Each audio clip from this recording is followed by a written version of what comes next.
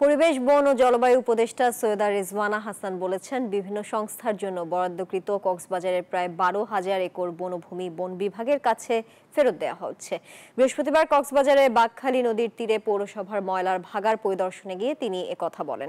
তিনি আরো বলেন, কক্সবাজারের নদী, বনভূমি ও সি বিচ দখল ও দূষণ মুক্ত করা হবে। প্রতিবেশগত সংকটাপন্ন এলাকাতে অনুমতি ছাড়া কোনো কিছু নির্মাণ করা যাবে না। উপদেষ্টা বলেন, বিধি লঙ্ঘিত হলে তা আইনগতভাবে মোকাবেলা করা হবে। এ সময় উপস্থিত ছিলেন শ্রম উপদেষ্টা, অবসরপ্রাপ্ত brigadier general doctor M Shakhawat Hossain, পানি সম্পদ মন্ত্রণালয়ের সচিব মোহাম্মদ নাজবুল আহসান, কক্সবাজারের জেলা প্রশাসক মোহাম্মদ সালাউদ্দিন সহ আরো অনেকে।